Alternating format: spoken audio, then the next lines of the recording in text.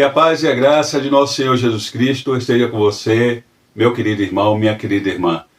Eu me chamo Gilmar Reis, seja bem-vindo ao canal Firmado na Palavra. E hoje estaremos estudando a lição de número 6, que tem por título A Consciência, o Tribunal Interior. Estaremos estudando acerca desse senso moral chamado consciência, que Deus deu a todo ser humano, que o faz ser capaz de discernir entre o certo e o errado, com base na lei moral, também conhecida como lei natural ou direito natural, escrita por Deus no coração de todo ser humano. Essa lei moral, que tem origem em Deus, ela é o padrão, a referência que a consciência ela toma, e agindo como um tribunal interior, ela acusa, defende e julga toda a nossa conduta diante de Deus e diante dos homens, tomando como parâmetro essa lei que é escrita em nossos corações. E o textual da lição, que está lá em Atos capítulo 24, versículo 16, diz assim: E por isso procuro sempre ter uma consciência sem ofensa, tanto para com Deus como para com os homens. Atos capítulo 24, versículo 16. Aqui são palavras do apóstolo Paulo, lá em Cesareia, quando foi enviado preso pelo tribuno militar de Jerusalém à presença do procurador Félix. Ali ele estava sendo acusado pelo Sinédrio de promover tumultos, sedições, e de profanar o templo. Mas Paulo, sabendo que os seus acusadores, eles não tinham provas daquilo que estavam o acusando, ele de forma tranquila e serena, ele vai fazer a sua defesa, afirmando ser um seguidor de Cristo e de possuir uma boa consciência tanto diante de Deus como diante dos homens. Ou seja, Paulo ele tinha certeza que a sua consciência ela era irrepreensível. Lembrando que o parâmetro que ele ali estava tomando era justamente as Sagradas Escrituras. E a verdade prática da lição vai dizer assim: diante da crescente degradação do padrão moral do mundo, o cristão deve apegar-se cada vez mais à sã doutrina, para ter sempre uma boa consciência. Porque esse é o caminho, para todo cristão que quer ter uma boa consciência, tanto diante de Deus como diante dos homens. E qual é o caminho? Andar de acordo com o que nos instrui a sã doutrina, que é a palavra de Deus. E a palavra-chave da lição é consciência, que vem do grego syneidizes, que significa conhecimento compartilhado ou conhecimento acompanhador. Essa palavra syneidizes, ela vem de outros dois termos, Na verdade, de um prefixo grego syn, que significa com ou junto de, e da palavra endesis, que significa conhecimento, percepção. E a palavra conscientia, a palavra latina conscientia, que deu origem à palavra portuguesa, consciência, nossa palavra portuguesa consciência, ela é uma tradução direta desse termo grego syneidizes, que significa um saber conjunto. E o texto bíblico em classe da lição está lá em Romanos capítulo 2, versículo do 12 ao 16.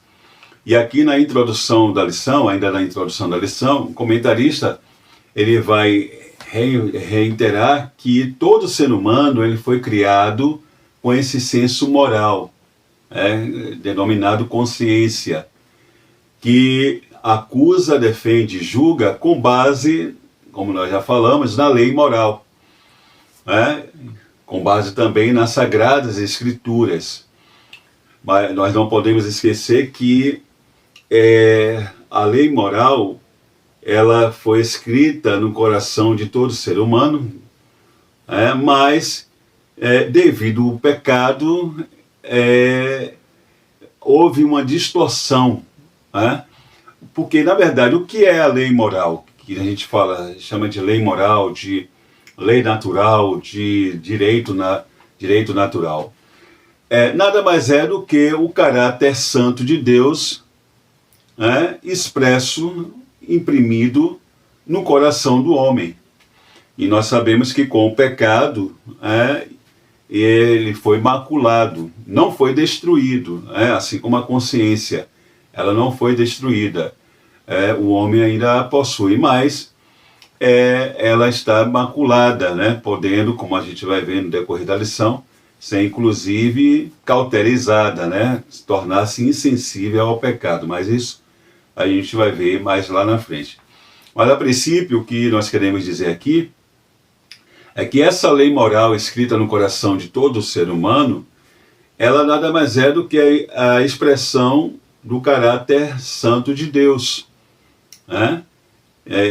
que faz parte a resultante aí da imago Dei, que é a imagem e semelhança de Deus no homem. Então todo homem, ele tem essa lei escrita no coração, entendendo, tem esse senso do que é certo e do que é errado.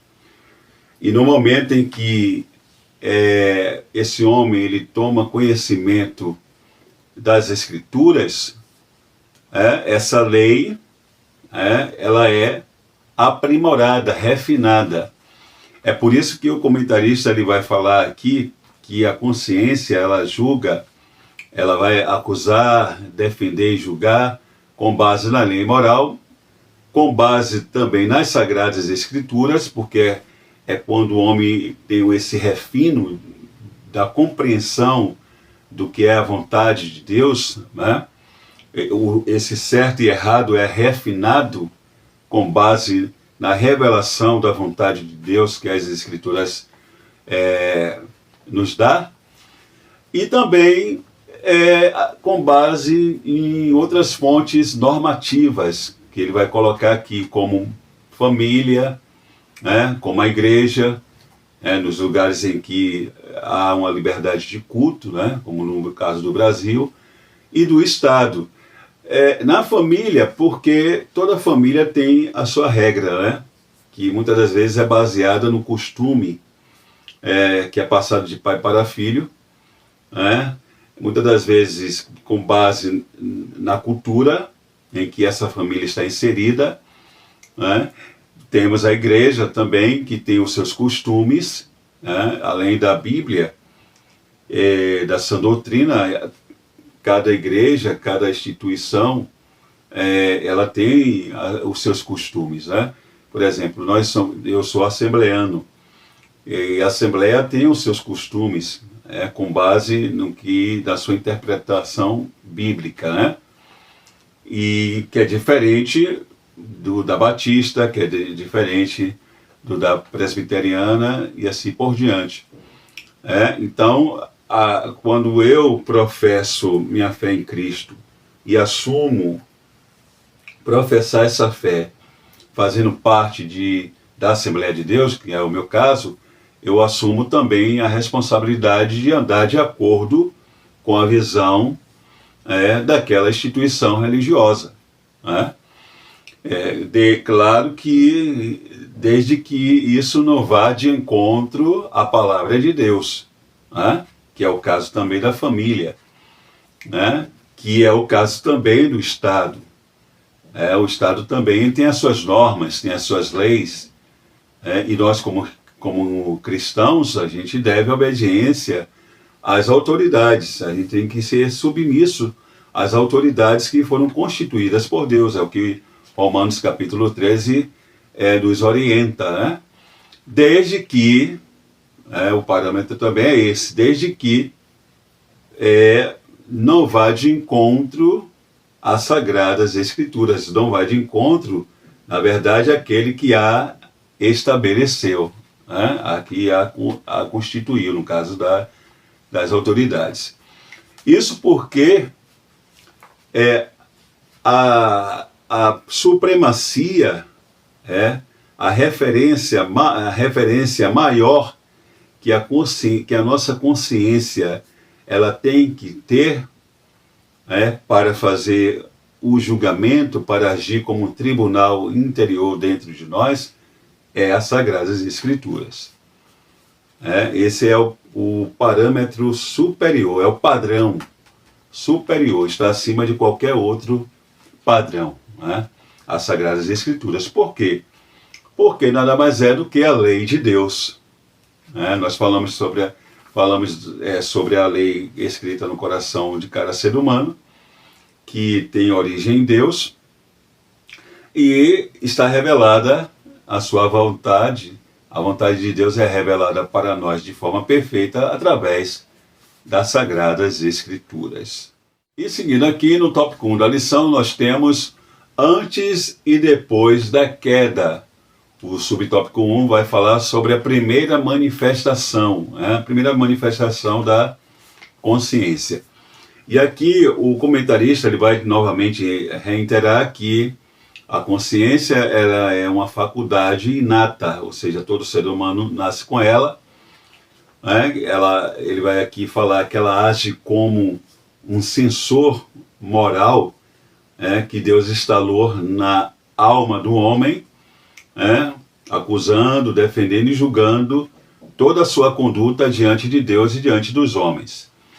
E aqui há uma ponderação, porque há uma discussão, um debate, como nós estamos estudando esse trimestre sobre antropologia bíblica, estudando sobre a constituição do homem, tendo aqui como base a visão tricotômica do homem, sendo ele constituído com base nessa visão de espírito, alma e corpo. Há um debate sobre a que dimensão a consciência ela pertence, essa faculdade ela pertence, se à alma ou se ao espírito. O comentarista ele vai fazer também essa ressalva, salientando que há esse debate, que não há um consenso entre os teólogos sobre em que dimensão está a consciência, se no espírito ou na alma. Mas quando você vê mas apesar de ele fazer essa ressalva, na continuação da leitura da lição, você vê que ele trabalha com o entendimento de que a consciência, ela pertence, é uma faculdade que pertence à alma. Ela está instalada, digamos assim, na alma do ser humano. Há os teólogos que discordam, que defendem que a consciência ela está no espírito. E os que defendem que a consciência está no espírito, o faz por entender que o espírito humano, como nós já vimos na primeira lição, é a parte do homem, do ser humano, que se conecta com Deus. É aquela parte que é receptiva ao Espírito Santo, que tem comunhão com Deus, que faz com que o homem entenda as coisas espirituais.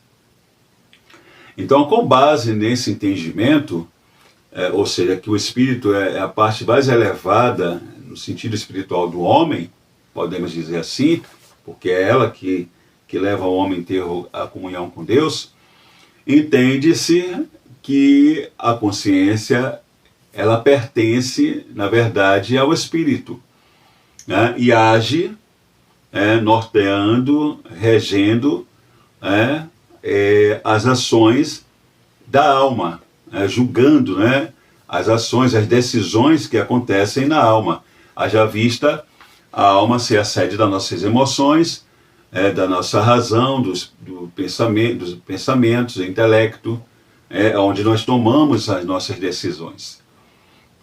Então, há aí esse debate daqueles que entendem que a consciência, ela pertence, na verdade, à dimensão do espírito. Mas seguindo aqui, quando nós lemos Gênesis capítulo 2, versos 16 e 17, e Gênesis capítulo 3, versos 6 a 10, nós temos ali, dessas duas referências, a primeira manifestação da consciência na experiência humana. A primeira referência, em Gênesis capítulo 2, versos 16 e 17, nós temos Deus estabelecendo ali de forma específica uma lei. Deus dizendo ali para Adão, para o casal, que eles poderiam fazer uso de toda a árvore ali do jardim, mas que eles não deveriam comer do fruto da árvore do conhecimento, do bem e do mal, a árvore da ciência do bem e do mal, porque no dia que eles comessem, eles iriam morrer. Então, ali nós vemos, ali no capítulo 2, versos 16 e 17 de Gênesis, Deus estabelecendo uma regra, dando uma ordem ali para Adão, e consequentemente ali para a mulher, que eles não poderiam comer da árvore do conhecimento do bem e do mal. E aí, no capítulo 3, versos de 6 a 10, a gente já vê ali Eva em um diálogo ali com a serpente, transgredindo, essa ordem de Deus, essa lei estabelecida por Deus, comendo e dando fruto ao seu companheiro, Adão, que vai seguir pelo mesmo caminho, e qual vai ser o resultado? Eles vão experimentar pela primeira vez o funcionamento acusativo da consciência. É a primeira vez que a consciência ela vai atuar de forma acusativa, mostrando para eles que eles haviam errado. É nesse sentido aí que tem um significado, que nós trabalhamos ali na palavra-chave, o conhecimento conjunto, porque eles tinham conhecimento de que não deveriam comer da árvore do conhecimento do bem e do mal. No momento em que eles vão lá e transgridem essa lei e comem, e aí eles agora têm o conhecimento de que erraram, têm ciência de que erraram.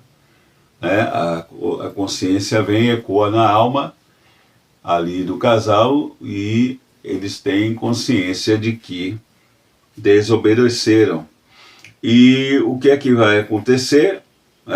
Esse tribunal interior, quando ele entra em ação, ele vai provocar ali culpa, vergonha e medo. O texto vai dizer que os olhos deles foram abertos e tomaram conhecimento que estavam nus. O termo ali hebraico traduzido como conhecer é yada. E tem um significado muito profundo, porque esse termo não significa apenas conhecer, o significado etimológico não é apenas de conhecer, mas é de perceber, de compreender. Eles compreenderam que estavam nus. É interessante isso, a gente não vai se estender aqui, porque não é o assunto específico da lição de hoje, mas é interessante porque o apóstolo Paulo vai dizer que todos pecaram e destituídos estão da glória de Deus. Se estão separados, da glória de Deus. Se estão separados é porque antes estavam envoltos. E estavam envoltos da glória de Deus, então perceberam, no momento em que eles executam ali o ato de desobediência, é retirado deles a glória de Deus, perdem a comunhão, e aí eles veem que reconhecem que haviam errado. Né?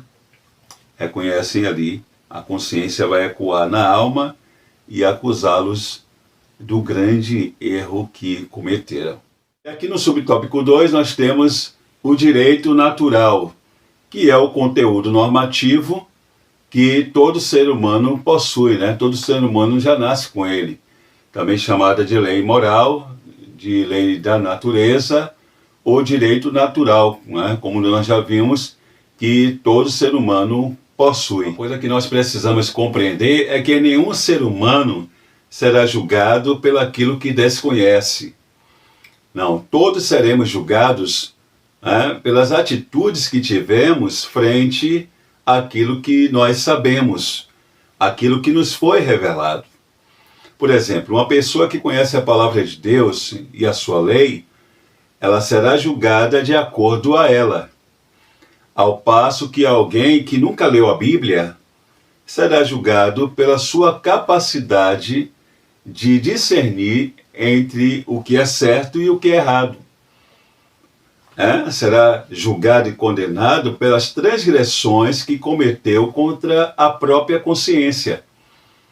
Isso com base na lei moral que é escrita no coração de todo ser humano. É isso que Paulo está tratando, lá em Romanos capítulo 2, versículo 14 e 15, quando ele diz assim: porque quando os gentios que não têm lei fazem naturalmente as coisas que são da lei, não tendo eles lei, para si mesmo são lei, os quais mostram a obra da lei escrita no seu coração, testificando juntamente a sua consciência e os seus pensamentos, quer acusando-os, quer defendendo-os. Antes do homem ser julgado no tribunal de Deus, ele é julgado no tribunal da consciência. Todos nós nascemos com essa bússola moral. Isso porque nós fomos criados por um Deus que tem uma lei, que tem uma vontade e que faz distinção entre o que é certo e o que é errado. E o fato de nós sermos pecadores não apaga o seu referencial moral da nossa consciência. Deus, ele se revelou na criação e na consciência humana.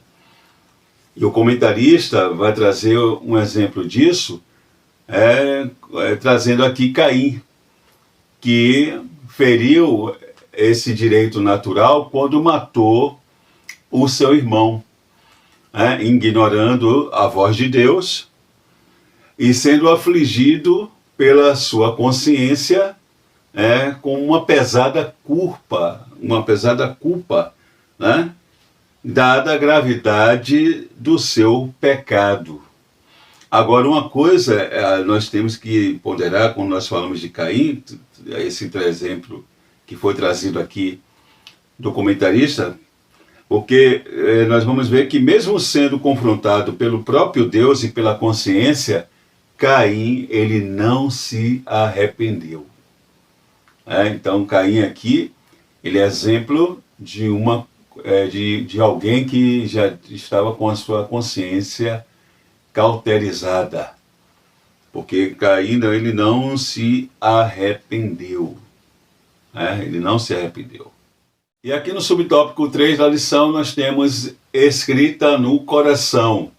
Aqui nesse subtópico, o comentarista ele vai enfatizar aquilo que nós já falamos, que nós de certa forma já tratamos aqui no decorrer da lição. Ele vai chamar nossa atenção para a perícope ali do texto bíblico em classe, que é Romanos capítulo 2, verso de 12 a 16, onde Paulo ele vai fazer referência à lei de Moisés, que foi dada por Deus ao povo de Israel, ao povo hebreu, escrita com o dedo de Deus em pedras, e foi dada ali ao povo. É a positivação dessa lei moral escrita nos corações de todo ser humano, de todos os seres humanos, que vai ser revelada de forma mais específica ao povo de Israel, e ele vai falar também, reiterar sobre o direito natural, essa lei moral, que foi dada a todos os homens. E aí no versículo 12 do capítulo 2, Paulo vai dizer assim: porque todos os que sem lei pecaram, sem lei também perecerão, e todos os que sob a lei pecaram, pela lei serão julgados. É aquilo que nós falamos anteriormente, né? É aquilo que nós falamos anteriormente. Os gentios, eles não têm, que não tiveram a lei escrita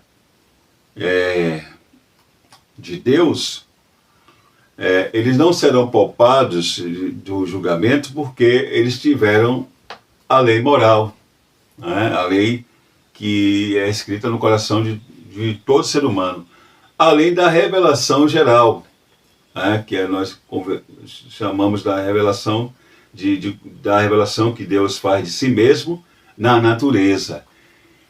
Embora nós precisamos entender que a revelação geral, ou a revelação que Deus faz de si mesmo na natureza, ela revela o Criador, mas não revela o Salvador.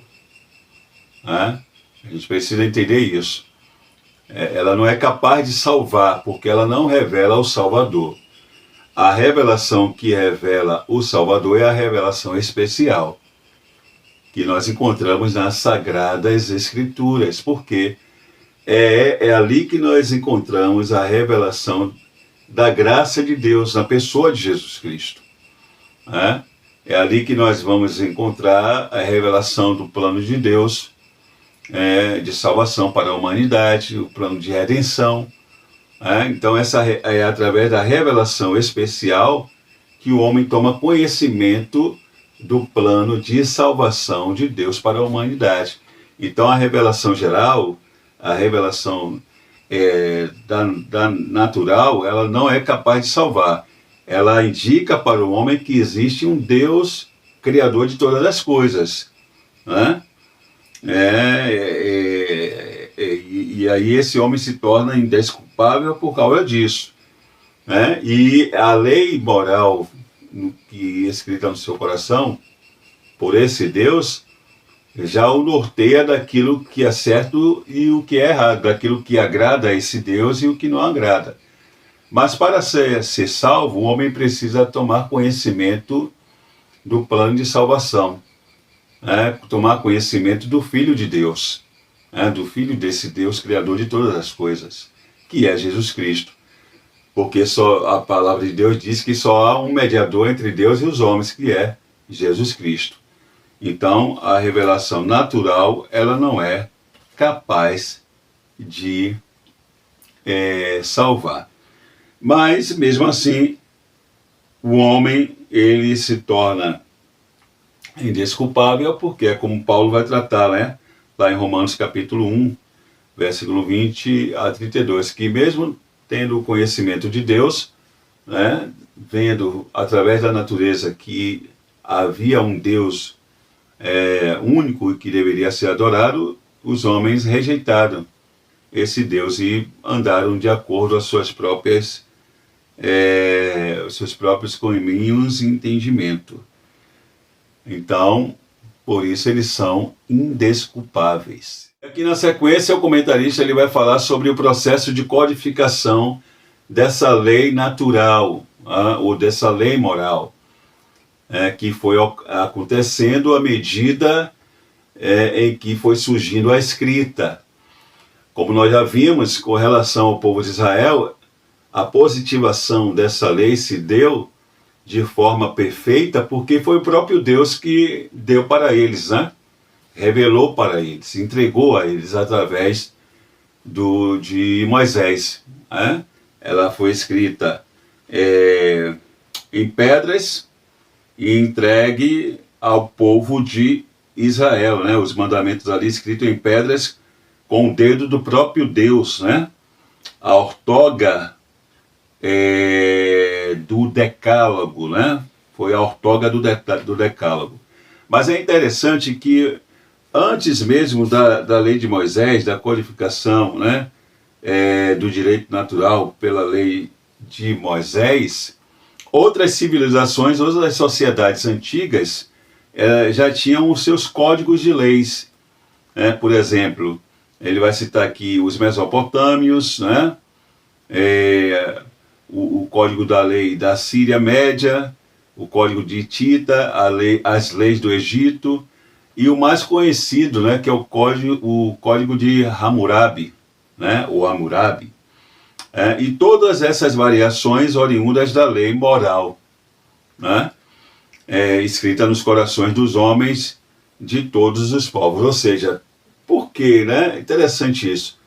Por que essas civilizações, esses povos, eles foram capazes de codificar, né, de estabelecer leis do que era correto e do que era incorreto fazer? Se eles não tinham uma revelação perfeita do Deus Criador. Isso foi possível por causa da lei moral, escrita no coração de todo ser humano. Até porque nós precisamos entender que todos nós viemos de Adão. Todos nós viemos de Adão. Então, todos nós herdamos de forma natural essa lei natural, inerente a todo ser humano, que nos dá já o senso daquilo que é certo e o que é errado, essa consciência, que mesmo maculada pelo pecado, norteia, né? Tem a capacidade ainda de discernir o que é certo e o que é errado. Então, essa é a explicação, né, para o fato de que todas essas civilizações, os hititas, né, os assírios, eles tivessem sim, né, ainda que violassem, né, o próprio código que estabelecesse. Bom, e aqui no tópico 2 da lição nós temos o funcionamento da consciência. O subtópico 1 vai falar sobre acusação, defesa e julgamento, que é as formas de funcionamento da consciência em nosso interior. Ela trabalha nos acusando quando nós erramos, como quando nós violamos a lei moral, aquilo que é estabelecido como correto. Quando nós violamos, a consciência vem, ecoa na nossa alma, indicando que nós erramos. Quando nós também fazemos algo corretamente, ela também nos defende. Por exemplo, às vezes nós fazemos algo com a motivação correta, né?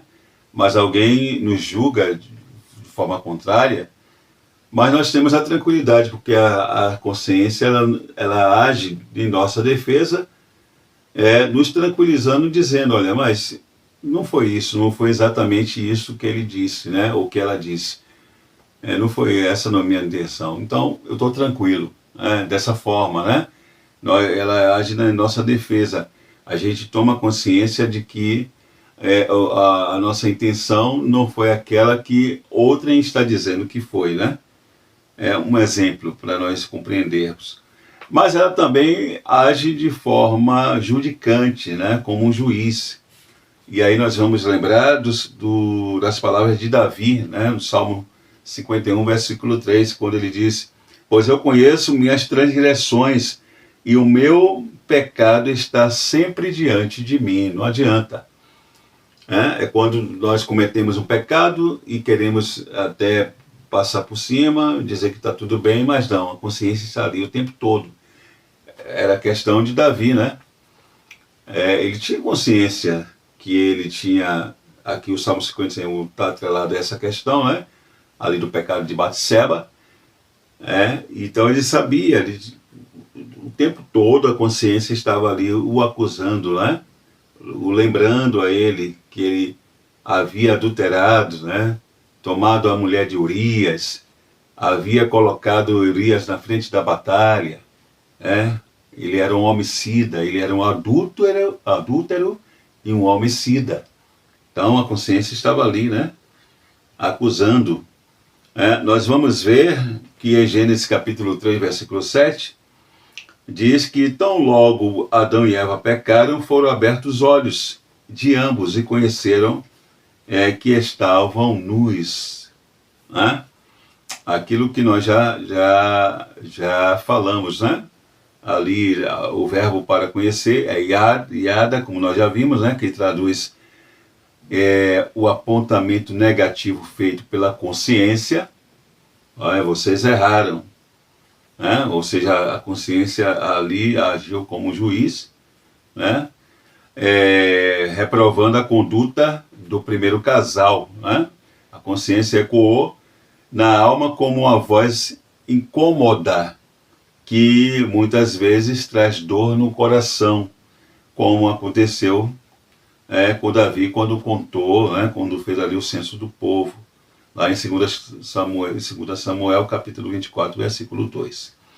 Então não adianta, quando a consciência ela atua, ela vem como juiz, né, ela acusa e ela vem como um juiz, não adianta. O melhor é nós confessarmos, né? O melhor é confessarmos e se arrepender e deixarmos o pecado, né? Bom, justificativas, as justificativas de Adão, aqui no subtópico 2, né? Nós vamos ver que Adão, ele tentou se justificar, né? E isso é ruim quando a gente tenta se justificar. E a pior coisa, irmãos, eu acho que até é uma... vamos dizer assim, é uma incoerência, né? Não seria a palavra correta, mas alguém se justificar diante de Deus. Quem consegue se justificar diante de Deus frente a um pecado, a um erro? Não tem como, né? Se justificar diante de Deus. O melhor caminho é você realmente e eu, nós nos arrependermos daquilo que fizemos e tocar o barco para frente, né? Porque foi isso que aconteceu ali no Éden, tomando aqui como exemplo, né? Seguindo aqui o que o comentarista está sugerindo. Adão, ele tinha consciência que não deveria comer da árvore do conhecimento do bem e do mal. A sua esposa, né, a Eva, dá a ele come consciente de que aquilo era errado, não era o certo fazer. E na hora que Deus vem inquirir, né, aí ele culpa, não, a mulher que tu me deste e me deu e eu comi. Né? Joga a culpa para Eva, em vez de assumir, né? Em vez de assumir, não, eu errei.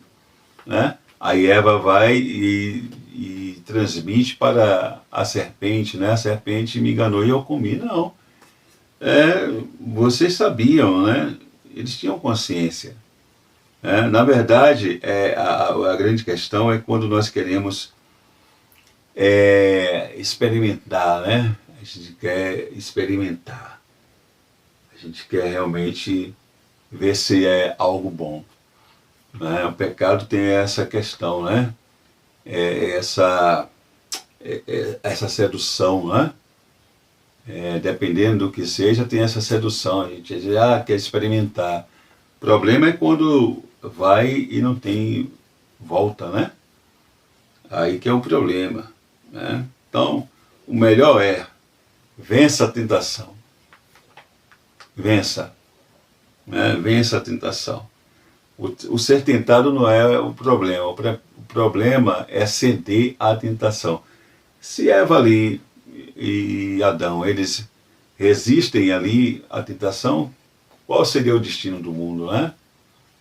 A gente não tem nem como imaginar o quão maravilhoso seria, não é verdade? E aqui no subtópico 3 nós temos o debate no tribunal.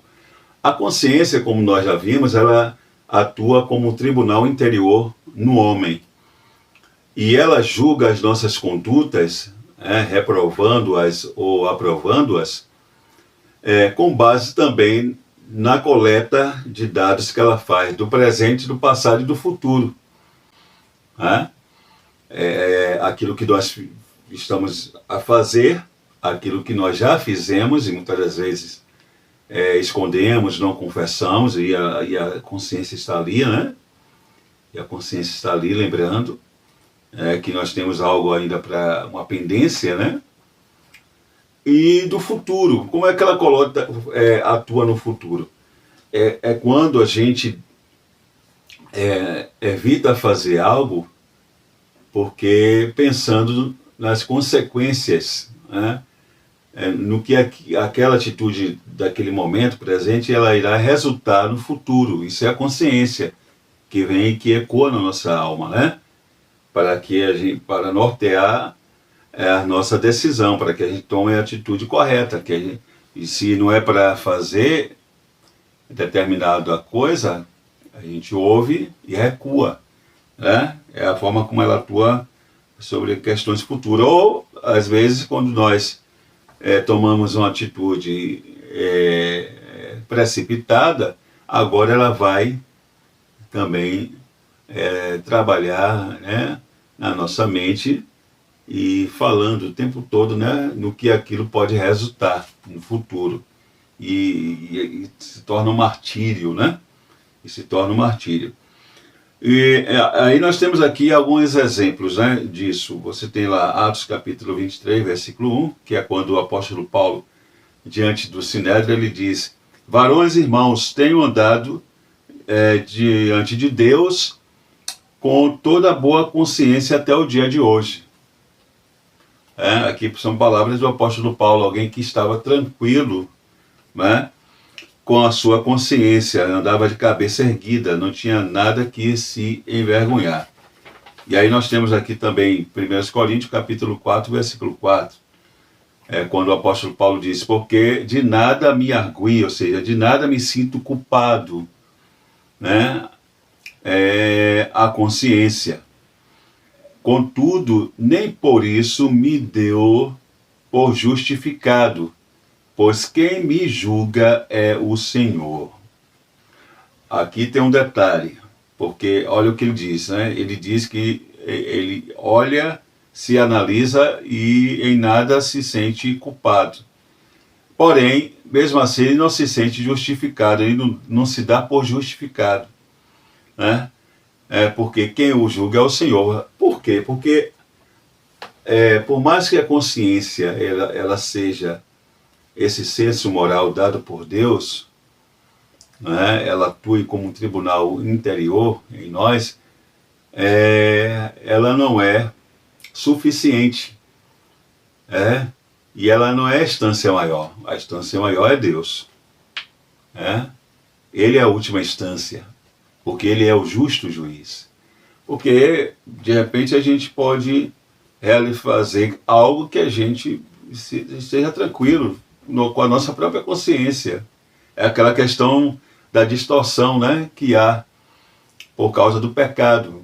Ela pode estar insensível em relação a determinada atitude ou pecado que eu cometi, por eu achar, né? Aí já entra a questão do relativismo, mas nós precisamos atentar que existe Deus. Né? É aquela questão, né?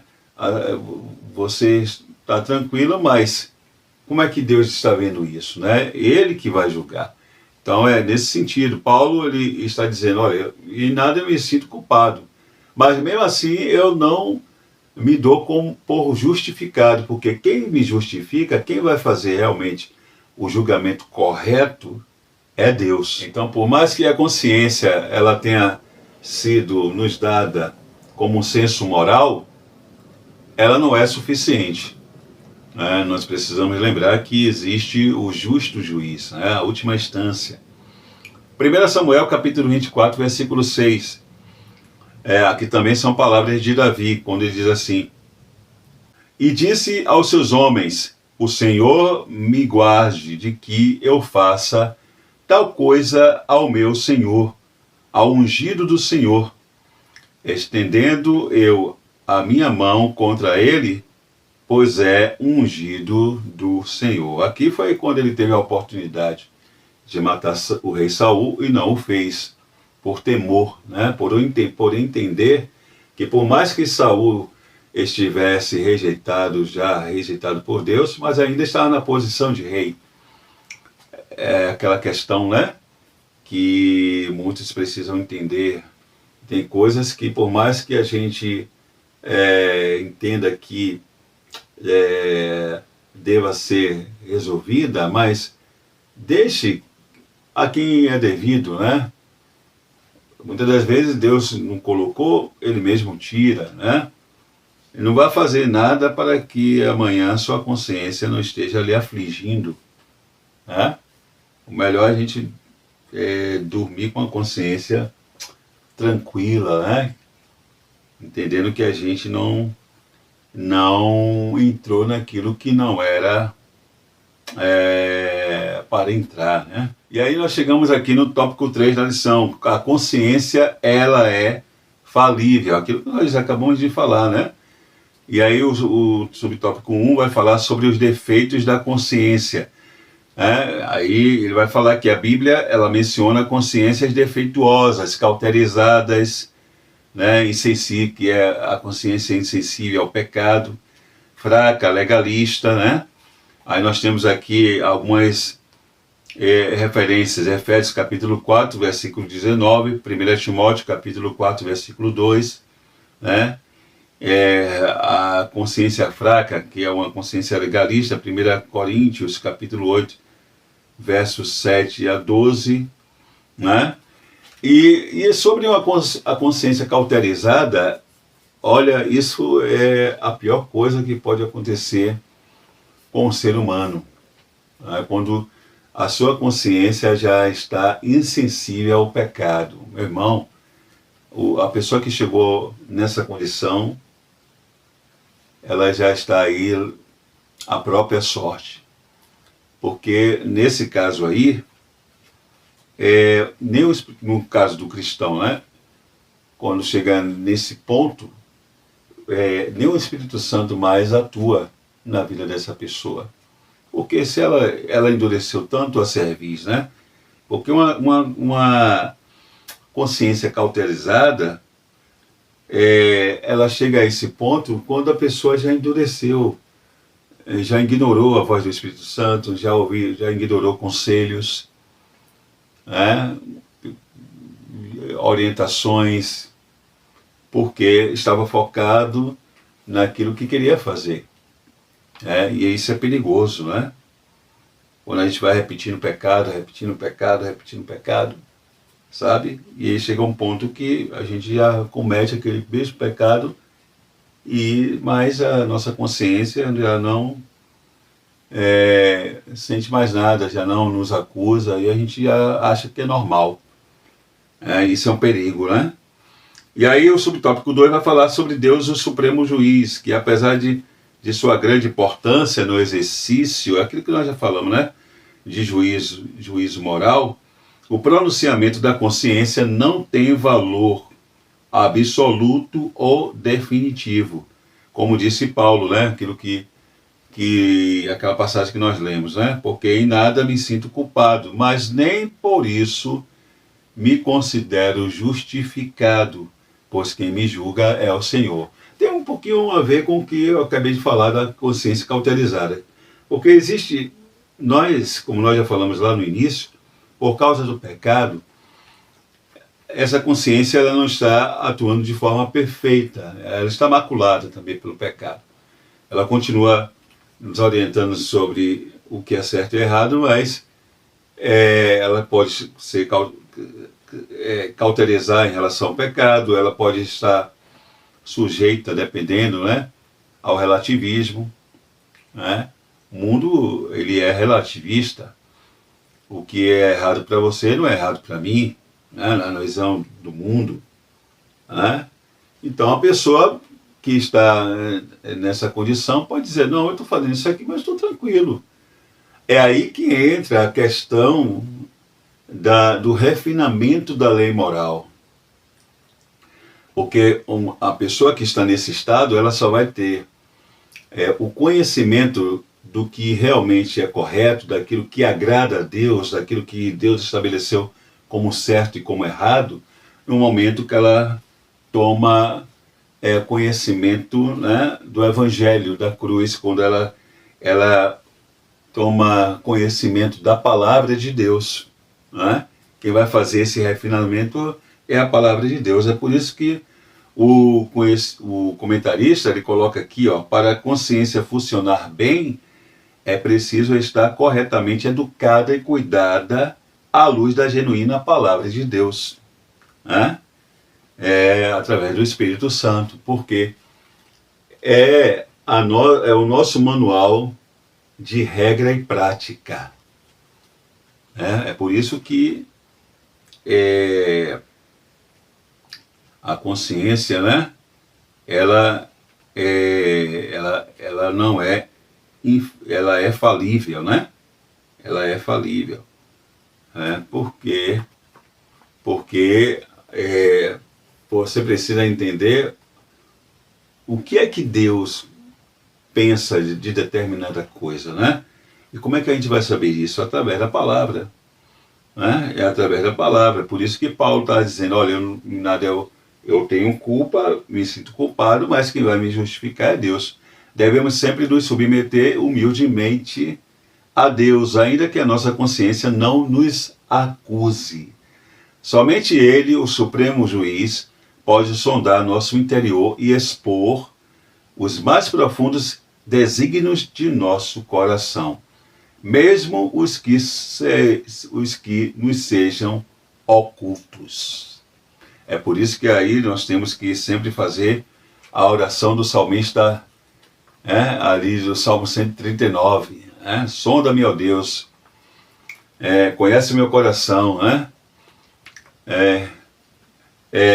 conhece o meu andar, o meu levantar, o meu assentar, e aí a gente pede para que ele nos sonde, que ele veja se há em nós um caminho mau, e se há, que ele nos guie pelo caminho correto. Então, na verdade, essa deveria ser a nossa oração diária. E aí a conclusão dessa lição diz assim: devemos manter nossa consciência sempre pura, renovada e iluminada por meio do contínuo estudo da palavra de Deus, da Bíblia, nossa infalível regra de fé e prática.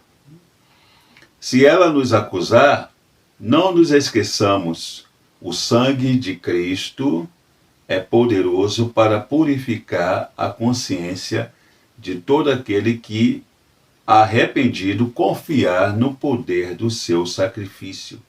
Cheguemo-nos sempre a Ele com inteira certeza de fé.